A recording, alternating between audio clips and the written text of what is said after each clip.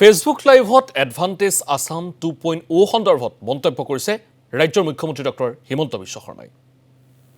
জাপানে আশা কৰে যে জাপান আৰু ভাৰতৰ যি মৈত্ৰীৰ সম্পৰ্ক সেই মৈত্ৰীৰ সম্পৰ্ক সন্মুখত ৰাখি আমি অসমৰ যুৱকসকলকো জাপানত কাম কৰিবৰ বাবে আমি সুবিধা দিব পাৰোঁ। তাৰ বাবে প্ৰয়োজন জাপানিজ লেংগুৱেজ শিকাৰ, জাপানিজ লেংগুৱেজ টেষ্ট চেণ্টাৰ নিৰ্মাণ কৰা।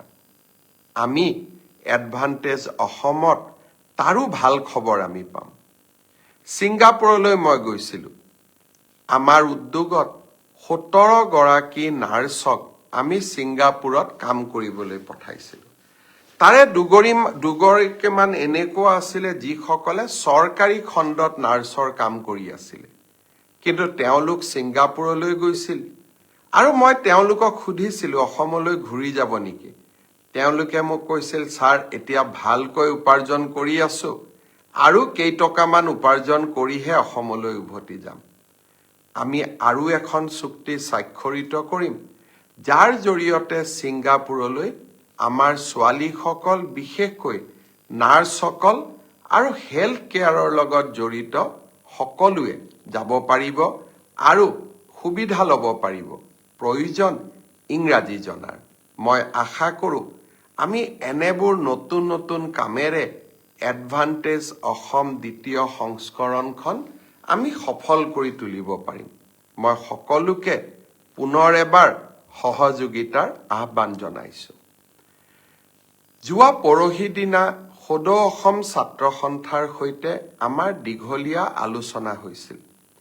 অসম চুক্তিৰ 6 নম্বৰ দফাক কাৰ্যকৰীকৰণৰ ক্ষেত্ৰত আমি কিছু বলিষ্ঠ পদক্ষেপ গ্ৰহণ কৰিবলৈ সিদ্ধান্ত কৰিছোঁ। কোনো লোকৰে কোনো জাতি সত্তাৰে অসুবিধা নোহোৱাকৈ আমি সুন্দৰ কৰি 6 নম্বৰ অনুচ্ছেদ ৰূপায়ণ কৰাৰ বাবে সিদ্ধান্ত গ্ৰহণ কৰিছোঁ। এইবাৰৰ চলিত অসম বিধানসভাৰ অধিৱেশনতে এই বিষয়ে সদনতো মই আলোচনা কৰিম। অসমত চৰকাৰী ভাষা হিচাপে অসমীয়াক স্বীকৃতি প্ৰদান কৰা বা কাৰ্যত ইয়াক চৰকাৰী ভাষালৈ ৰূপান্তৰ কৰা। অহা বহাগ বিহুৰ পৰা অসমৰ প্ৰত্যেকখন চৰকাৰী অৰ্ডাৰ বা নটিফিকেশ্যন ইংৰাজীৰ লগতে অসমীয়া ভাষাত প্ৰকাশ পাব। 8ম শ্ৰেণীলৈ অসম বুৰঞ্জী আমি বাধ্যতামূলকভাৱে পঢ়িম আৰু তাৰ লগে লগে ইংৰাজী মাধ্যমৰ বিদ্যালয়সমূহতো আমি অসমীয়া ছাবজেক্ট বা বিষয় আমি বাধ্যতামূলকভাৱে পঢ়িম। অৱশ্যে বৰাক উপত্যকাত এনে ব্যৱস্থা প্ৰৱৰ্তন কৰা নহয় আৰু বিটিআৰত অসমীয়া বা বড়ো দুয়োটাৰ এটা ভাষাৰ ওপৰতে আমি জ্ঞান লাভ কৰিলেই হ'ব। ঠিক তেনেকে কাৰ্বি আলং আৰু উত্তৰ কাছাৰ জিলাতো আমি কোনো ধৰণৰ বিষয় বাধ্যতামূলক কৰিব বিচৰা নাই।